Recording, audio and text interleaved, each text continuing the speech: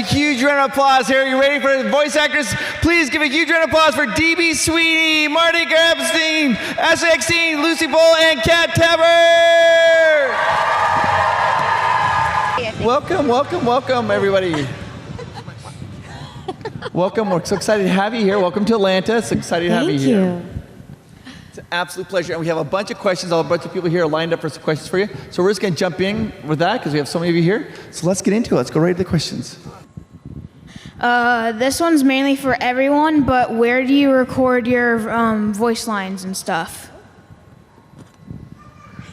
Great question. And what's your name? Grayson. Grayson. Nice to meet you. Well, since I started, I'll tell you, Kat and I actually worked together, and we would actually record our lines in LA, even though they made Star Wars: The Clone Wars in San Francisco, up at Skywalker Ranch, but we would actually record in LA. And now that things have changed, I do a lot of my recording out of my house in what used to be a closet and is now a little studio. Are we up? Oh, very good. It's very nice. It's good to hear your voice, elevated to a level hitherto unheard of, I don't know what that means exactly. But yes, to answer your question, who was the person that asked the question? Grayson. Grayson, how are you, man? Good. I did it from New York. I recorded it in New York. They sent it to Atlanta.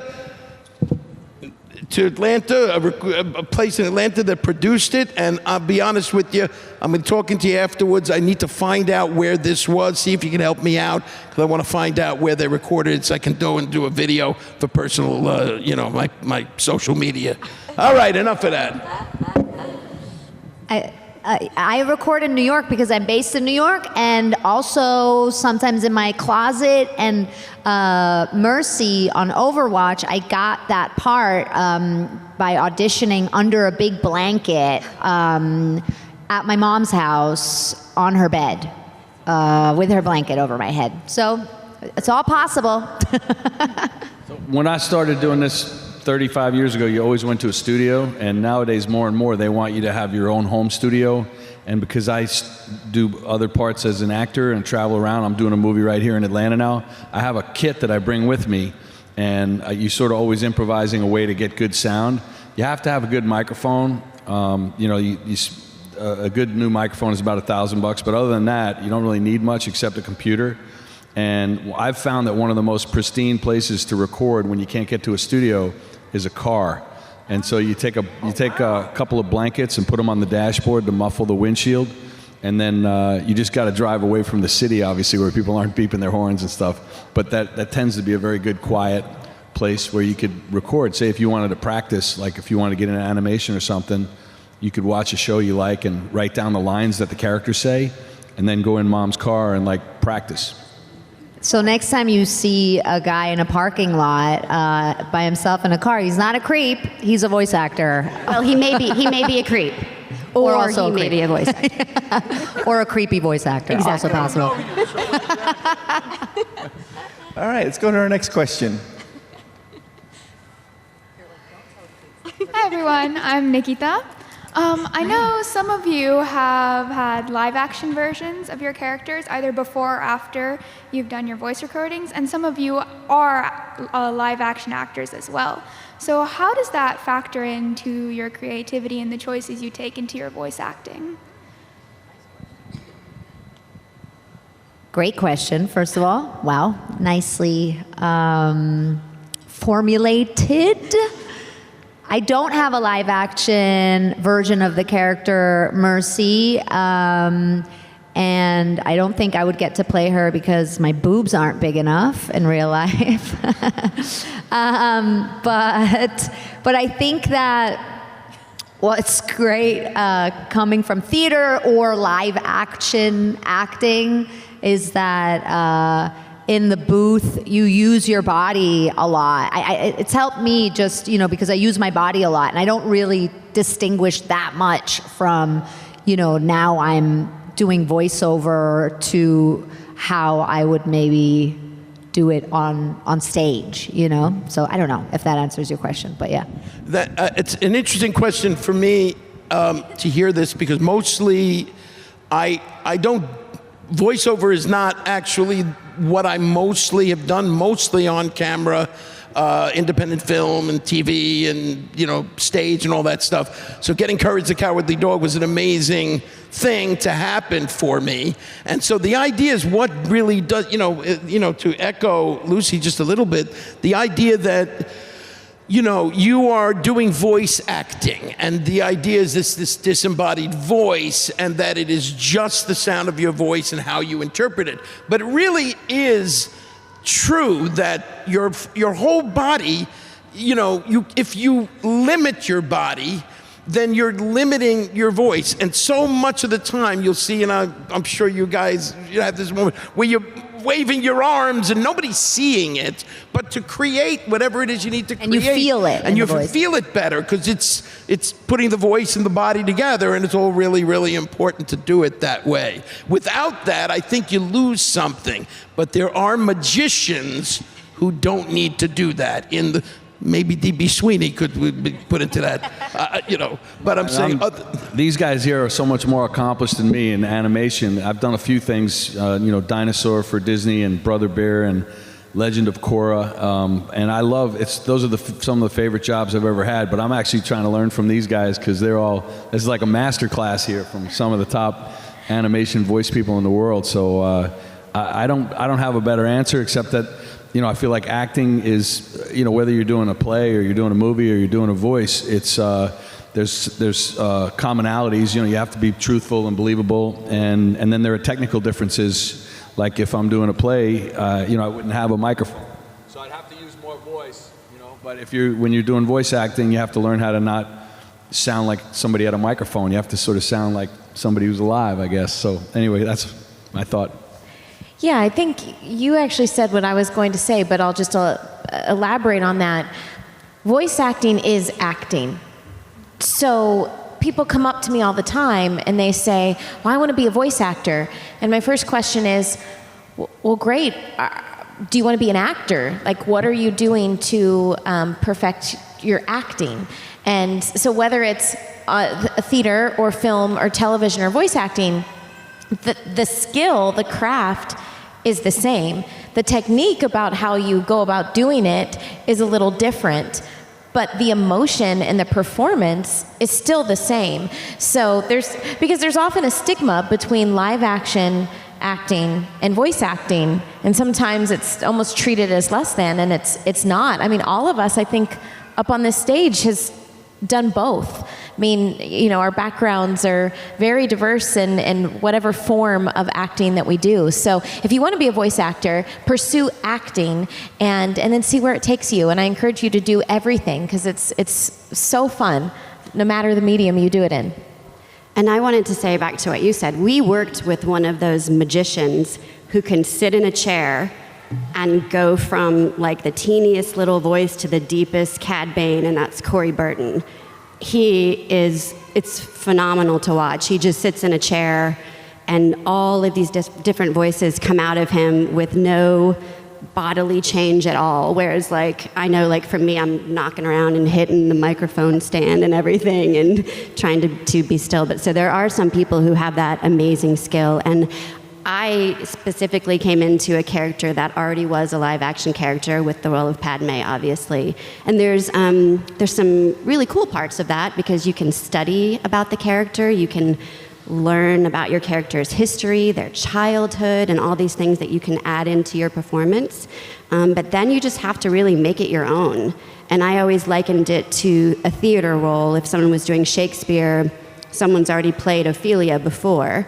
But you look at what the writers have given you, you look at what's come before, and then you have to make it your own. And luckily, I was really given the opportunity to do that. But then I just recently had the experience of doing a live-action version of a character that I voice in a Nickelodeon show called The Loud House. And I actually played a reporter she's a smaller character, live-action, named Catherine Mulligan. And that was hysterical because her outfit is the ugliest thing you have ever seen in your life. It's like a yellow pantsuit type thing, and she has this really severe hair. So that was a catch-22 because I was very excited to have the role in live action, but I looked like a lunatic. So I was like, I don't even know if I want to see this. But so yes, there's pros and cons to all of it. I think that the thing that people don't realize, I think voice acting is more difficult because you have to emote all the emotions that a person's feeling just through your voice. And an actor, when they're on screen, that you can use your facial expressions or those types of things. But when you guys do this, you guys are incredibly talented, and it's an amazing talent to have. All right, let's move on to our next question. Thank you for the.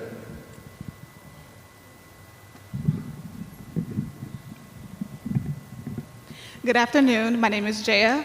My question for you all is, getting started in this industry as standards are currently changing and constantly changing, how does one get their start in the voice acting industry? Whereas I know you spoke about acting, but what is the right way to go? Do we go on like project casting? Do we go on these different casting websites? What do we do in order to get our foot in the door?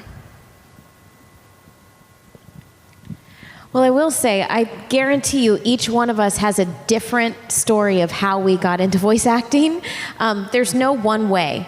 I think everyone, wants there to be like a, ABC, and this is what you do, and it's not. I got into voice acting starting with theater and then film and television, and I was primarily a live action actress.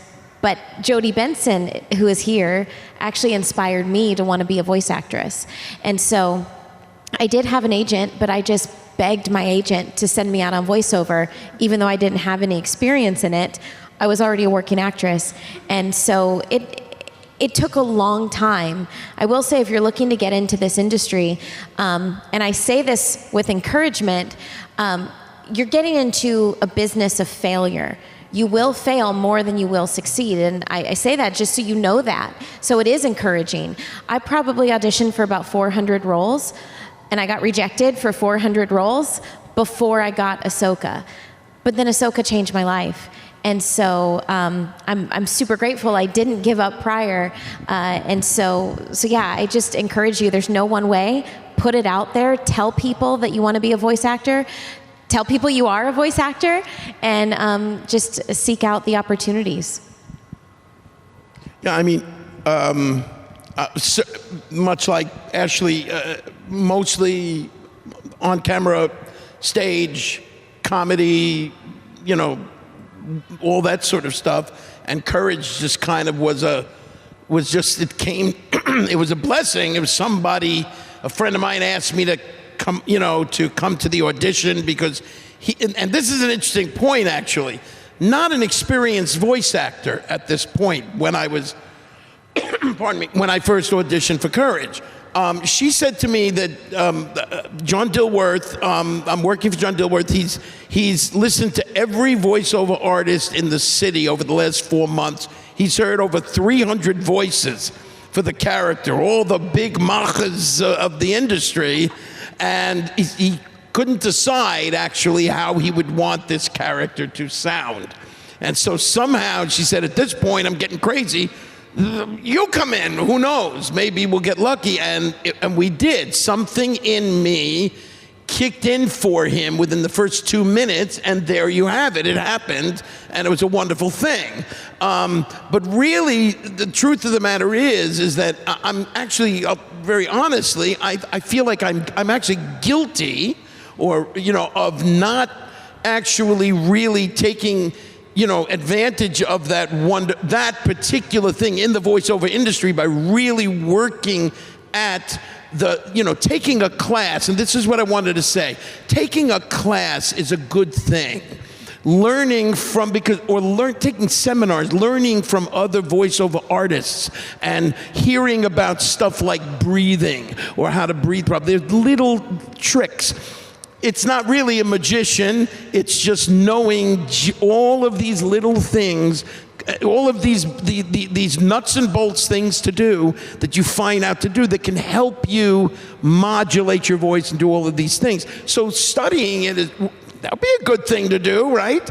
And ultimately getting, more than that, though, actually, I would certainly recommend to just listen to commercials, watch on YouTube, listen to the people that are doing things, imitate them, get a sense of what they're doing, record some voices, have some fun with this, because as Ashley said, it's no two stories are alike, but the idea of somehow putting something together and putting a tape together and just doing something, the last thing you want to do then is actually try to get the work.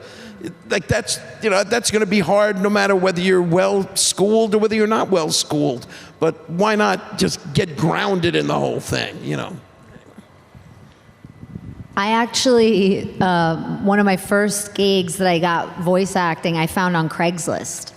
And I speak German, and so I would just go on Craigslist because I was broke, and I would just type in German because I knew it would, make the pool. And I wasn't even looking for voice acting gigs. I was an actor, and but I would just be looking for gigs in general, whatever it was, and I'd just type in German because I knew, there wouldn't be that much competition. And it was a language learning program, and it was brutal. I got the gig, and I felt like $1 million because, it was like 3 days of recording and it paid well, but it was brutal because it was like sitting in a booth for like 4 or 5 hours saying vocabulary words with no intonation, like gehen, laufen, sehen, lachen. Imagine doing that for 4 hours, like straight, right?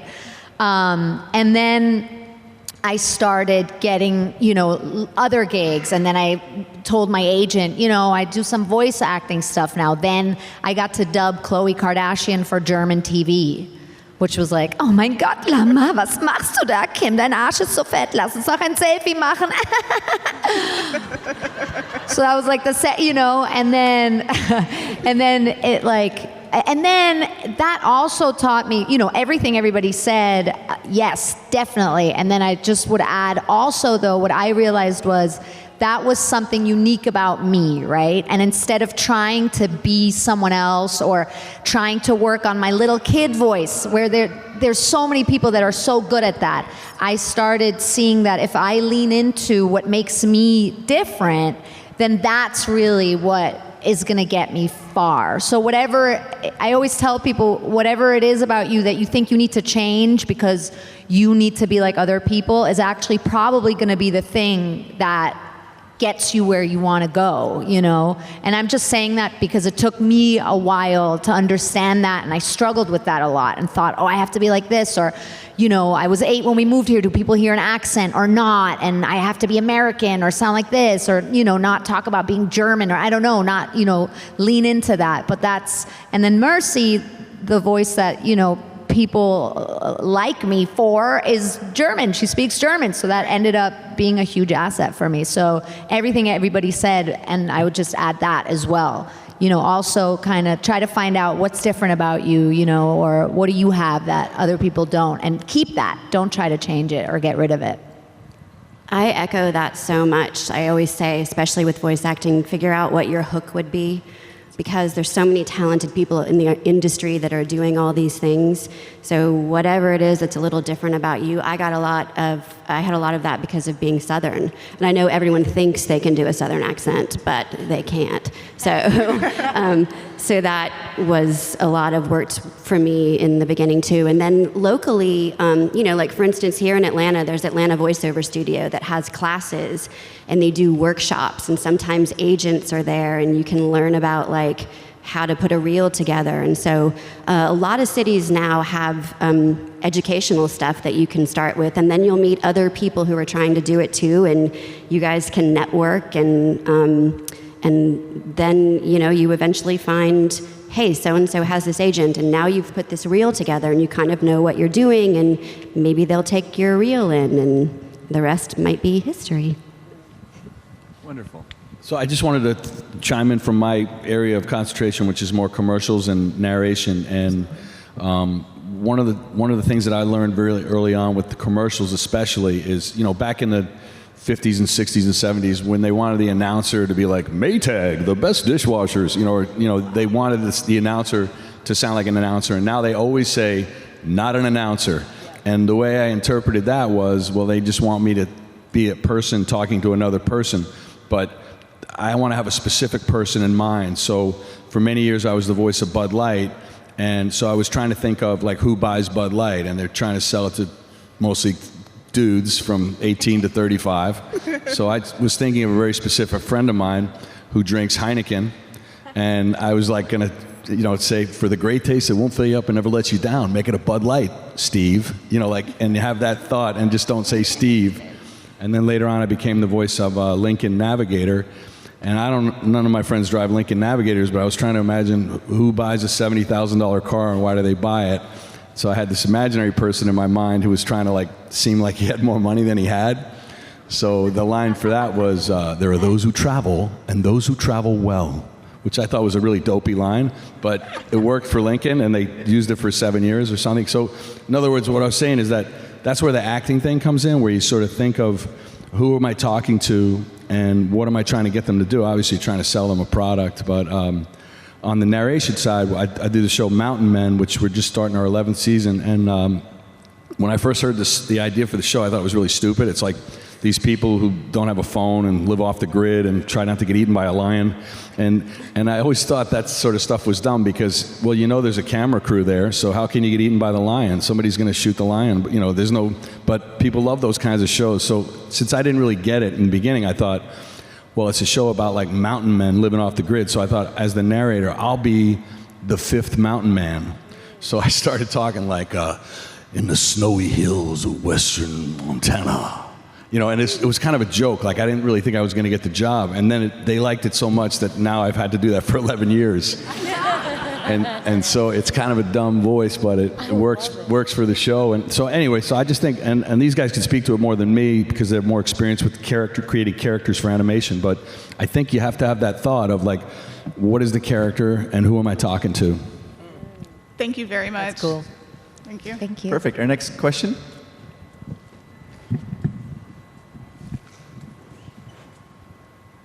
Hi, I have a question for each of you, actually. I'm a huge tabletop gamer, and when I create a character, I'm going into the game not knowing ahead of time really what the setting is, aside from some very vague stuff. And I know the type of character that I'm creating, but it takes me a session or two to kind of really get into her, because I'm very into the role play of it, and just to get into her, develop her personality and develop her as a character, and then just watching my characters mature and change through the campaign that I'm in or whatever. What is it like for voice actors and getting into character? Like, I know even sometimes when you're brought in to audition for a part, you may be just told like it's a Star Wars project or it's a commercial for this type of item, and you don't always have a lot of details. You don't always know the character that you're specifically auditioning for. So from the time of audition to maybe getting your script, like how difficult is it for you to kind of get into that character's head and really be the character like before you get into the booth? And is it easier once you get into the booth and you're able to interact with the other actors? Or are you sometimes in the booth alone filming your section without the other actors and being able to see their reactions, their body gestures, their tone of voice, and you're just having to go off alone? I imagine that would be harder. How much harder is that for you? What's great is that that's kind of where a director comes in and helps with that a lot. I think the more experienced you are, also the more you kind of trust that you're there for a reason, because you're either innately the character and the way that they imagine the character to sound and be, or you trust that you'll find it together if you're insecure or you still have some insecurities or you didn't know much going in. Most of the time you're recording alone, especially now since COVID. I think they are not really doing any ensemble stuff anymore. So that's where the imagination comes in, which is something you really train as an actor. You're using your imagination. But I think that's where the collaboration also starts with the director and with the team that's going to be there. and you trust that you'll find it together, and that's kind of the fun of it as well, you know, of the work. Yeah, for certainly I can speak for, yes, mostly alone. I mean, I was always alone in the booth. I don't know, was it the same for you? We were together, so we'll You talk guys about were that okay. in just a second. Yeah, I'm just curious. Yeah, because it's like I think it's more uncommon for people to be together, right? So I mean, you know, certainly being alone. What's weird about it is there's a sterility to. You're alone in a booth. You got a music stand with numbers. You got a line next to the number. Say, okay, let's try number 1. Now number 2, number 3, and I would have to like do each one. And yes, it absolutely has to do with the director.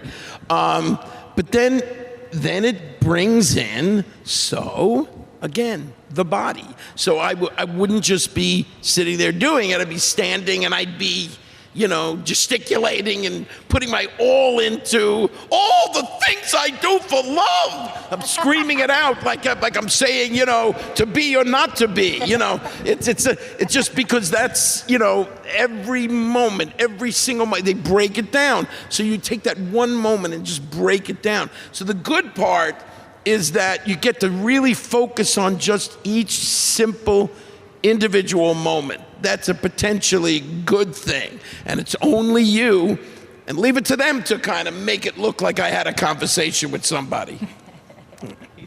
Yeah, we were together, and I'll let her talk about that one too, but just the way things have changed. So right now with Loud House, we're all doing it, we'll still do it a lot of times as a cast, but it's like over Zoom and then being recorded. So we are all different places in the world right now. And it's still better when you're together or when you have the other actors at least to hear what they're doing. But the best was definitely when we were in the room together. Yeah, and Kat and I had two different, I would say, experiences because I was doing a character that didn't exist. So I didn't have any background. You know, Kat played Padme, so she did have all of the movies and Natalie Portman's performance to go back to. But I feel very fortunate. I was cast as Ahsoka to be myself.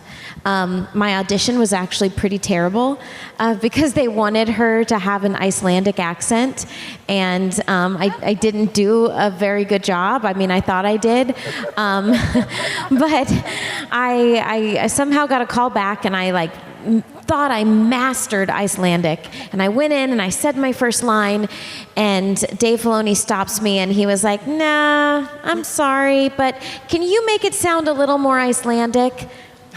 And I raised my hand and I did something I would normally never do. But I talked back to the director and I was like, "I'm sorry, but I am doing Icelandic. I don't know what you want." Well, that got me the part because he was looking for someone snippy but not bratty, and I guess I straddled that fine line. So when I went back, or when I got the part and then went into my first day of recording, we got very little information because it's Star Wars, so it was super top secret. And so I basically learned about the character in the studio, and then we kind of created the character together. So fortunately, it took about 6 months to really find who Ahsoka is. But we got to do that with a cast together in person, so I was very grateful for that. But one thing to bring up that I don't think has been brought up a lot, but in voice acting, there's a lot of cold reads. Oftentimes, we would walk into the studio and literally we were handed our script when we walked into the studio. So there was no rehearsing, there was no practicing. You had to just read it through once and then immediately record it. So, and that goes for a lot. You can, contractually, according to the union, you can play up to 3 characters in one episode. So it's easier sometimes when we're in the studio just to have me play 3 different characters, Kat play 3 different characters. And so all of a sudden we'd be going through the script and Dave would be like, "Yeah, Eckstein, you're going to take this one." there's no rehearsing for that. So you just have to hear what he wants and then do it. So it's really important to just be able to just go into different characters very quickly. So just definitely practice that. My biggest experience in animation was the Disney movie Dinosaur, which at the time came out in 2000, but they never really fully admitted it publicly, but it was the most expensive movie ever made. They've admitted to it being $200 million, but it was really more like $350 million. So the movie made a lot of money, but I don't think it's ever gotten back to the black. But anyway, I was on this movie for 5 years, and I did 25 sessions. The movie lasted so long, like Kiefer Sutherland was originally the bad dinosaur in the movie, and he got tired of, it was like, when is this ever gonna end? So they brought in another guy, and I kept going. And I had about 5 sessions with the guy. It's about a dinosaurs and lemurs who are trying to escape from the cataclysm of the asteroid hitting the Earth. And so the actor who played my best friend Lemur, who rides around on my neck, Max Casella, we had about 5 sessions together, and that was so fun. But I was told that was a very rare thing. And I just wanted to relate one direction that I got from Ralph Zondog, the director, which always makes me laugh when I think about it. I did a take, and my character is Aladar, is an iguanodon, which is a real species of dinosaur that is like, I don't know, 3 or 5 tons. It's a great big animal. And after the take, Ralph said, "Hey, DB, let's go again. And now remember, you weigh 5 tons." And that's kind of an absurd direction because like, but I know what he meant was like the sound, like your throat is long, and the sound that dinosaurs don't talk. So if you think about it too much, it's ridiculous. But it was really a good direction. He was kind of saying, can you get a more of a sense of like the weight of your throat and the way the sound would, and it was perfectly good direction because I was like a little too high pitched and I sounded a little bit too much like a human being, I guess. And so I think the lesson there is that for animation especially, have fun and use your imagination. And if you can make yourself smile, I think, you might make the audience smile or the director. Excellent. Awesome. Thank you all so much. Thank you. Our next question. Hi there. So I have a question from all of you, but first I have a comment for Marty, because you were one of the favorite voices of my childhood. I just wanted to say, return the slab or suffer my curse. But my question for all of you, since you all...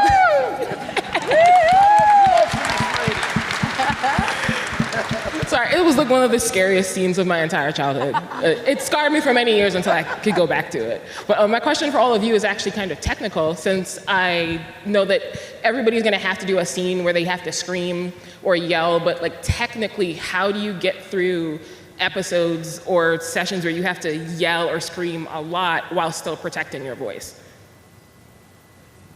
It's hard to do, and it's important that you're working with the director who is really conscious about that, because usually, honestly, what you do is you save that stuff till the very end.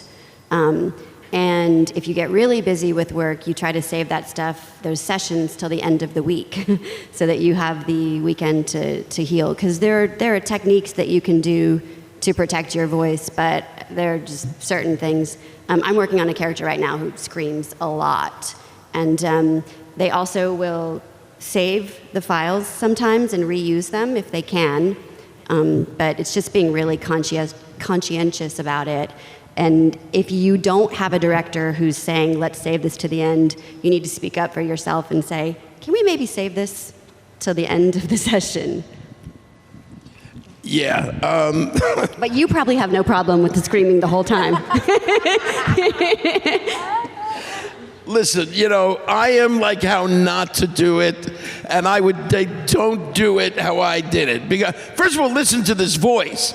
This is my natural voice. This is a regularly raspy, and it was raspy when I was younger. It is much more raspy now. And I guarantee you a lot of this has been general abuse that I have done to my vocal cords over the years.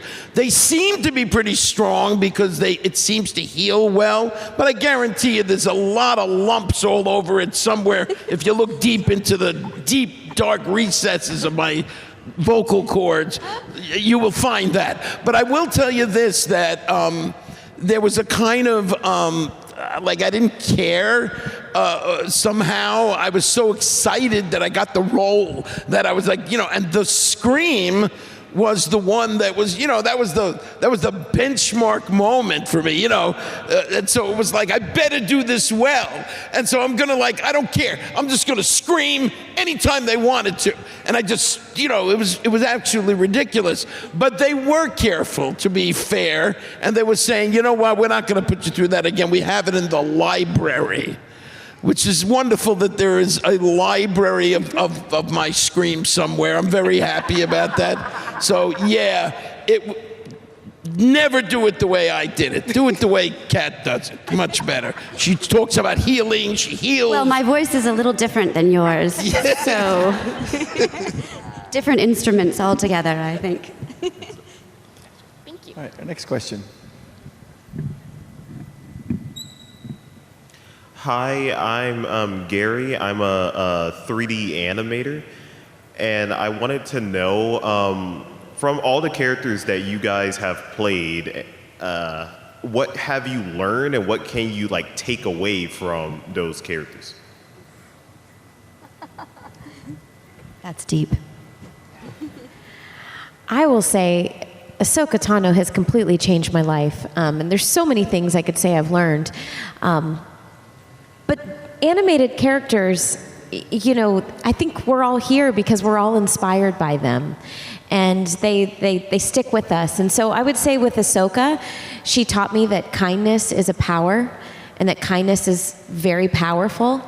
Growing up, I was taught to treat others as you want to be treated.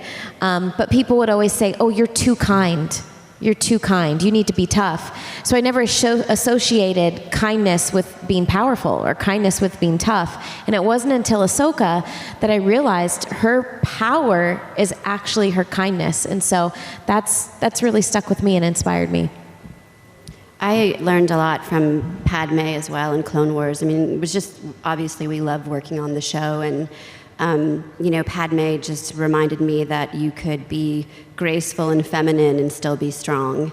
And also she has such integrity and is always sticking up for her friends that, again, the relationship between these two characters, even that, it's just beautiful. And we love that we were able to put that out there and hope that it's something that kids and adults will continue to have some media to watch that actually says that those things are good and that we should aspire to being those kind of people.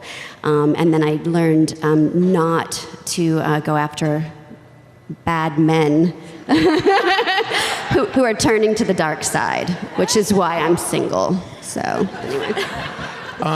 For taking away, one of the things I feel absolutely blessed to have had the chance to do this show about a little terrified little vulnerable creature who was afraid of everything and and somewhere along the line at the last minute reaches down into his psyche and somehow finds a way to rise above and face his fears and anxieties and make a difference in the world, save the people he loves, save the world somehow. It's like, I know it's just a cartoon, but it really is kind of like an amazing thing. Somebody who does have, some anxiety in his life, who understands anxiety. And so it's like, I am so moved when I meet people at these events and I see the effect that this character and that this show, yes, I breathed life into it, but it was really the message of the show that, face your fears, stand up to your anxieties, you'll be okay. If courage can do it, you can do it. And I swear, it's like I see people cry sometimes, or they're just so moved by this character. And I'm just like, oh my God, what a wonderful thing. It helps me to be a better person. It actually has impacted me to be a better human being.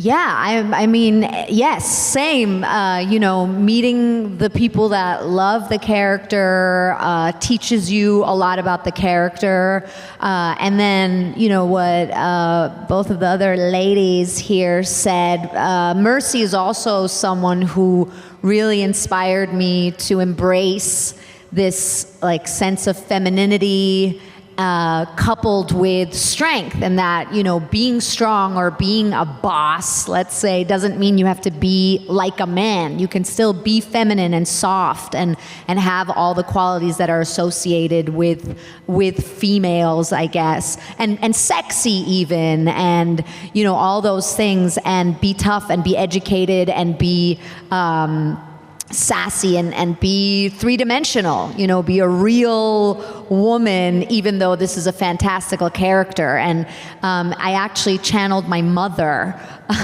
for this voice, and it also kind of I feel like almost made me understand my mother better, the character, which is weird and funny.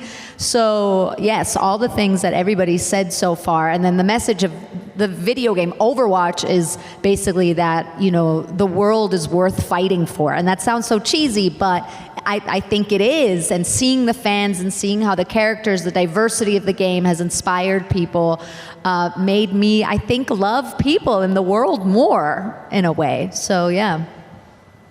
Excellent.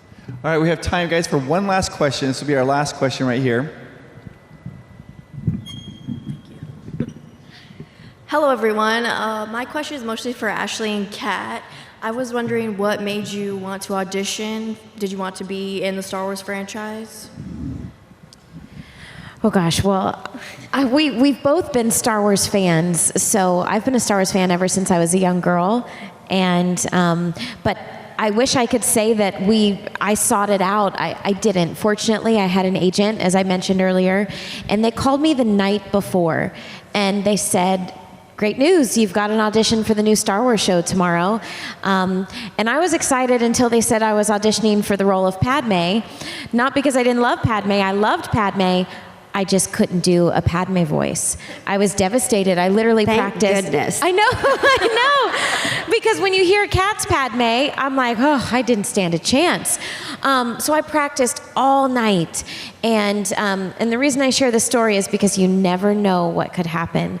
So I practiced all night, and I actually had 5 auditions that day, and the Star Wars audition was at the end of the day. So I had a very busy day. I drove all over LA, and so I didn't have time for lunch. And by the time I got there, I was hangry. And I walked in, and all the top voiceover actresses in LA were in that room, and they were running an hour behind, and I had lost out to all of these actresses all the time. And so I walked out of the room, and I went back to my car. I put the keys in the ignition. I called my agent, and I said, "Look, I'm gonna leave. I love Star Wars, but I have no shot at this. I sound nothing like Padme." And my agent begged me. He said, "Ashley, please, whatever you do, don't leave." He said, "Walk back in that room because you never know what could happen." And I went into the audition. I read the first line as Padme. Dave Filoni stopped me because he was like, "No, you sound too, young to be Padme." They're like, "But we're going to have you read for this other character." And this character was so top secret that they didn't even advertise it. So luckily, they said, "We think you might be right for this character." And then kind of the rest is history. But yeah, you never know what could happen. And I'm just so grateful that I didn't drive away. And I didn't seek it out. I didn't know about it. I was a Star Wars fan, though. I used to be the biggest Star Wars fan in the cast until Sam Witwer came along and took that role from me. But I was really new, and my agent actually called them and said, "I know you don't know her, but you have to see her. She is Padme." And so she fought to get me the audition. And then I didn't hear anything forever, and I thought I had done a good job, and I was really bummed, and I was wishing on pennies and saying prayers, and I found out later, we both had really good stories. First of all, I'm so glad that she did not do a good Padme voice. Thank you for that. But I found out later that they basically had chosen me in that original casting but they were going through all these other roles and callbacks and then working on what they wanted the Ahsoka voice to sound like and all this stuff. And so I got it later, and it was like they knew the whole time, but they were just doing all this other stuff. So it was really cool. I think our first auditions were in probably September, and we didn't find out that we got the parts until January of the next year. So it took a while. Yeah. Thank you. Can you guys give a huge round of applause, everybody, for Thank Judy, you. Ashley, Kat, Marty, Thank and Lucie. you so Everybody. much. Huge round of applause. Hi, this is Billy West from Show Business. You're watching Fandom Spotlite. Like, share, subscribe, comment, all that. Plus, have fun and follow your fandom. Or like they say on YouTube, hey guys, look, this is my new microphone. I paid $9,000 for it. Wish me luck. Like and subscribe. Smash that button.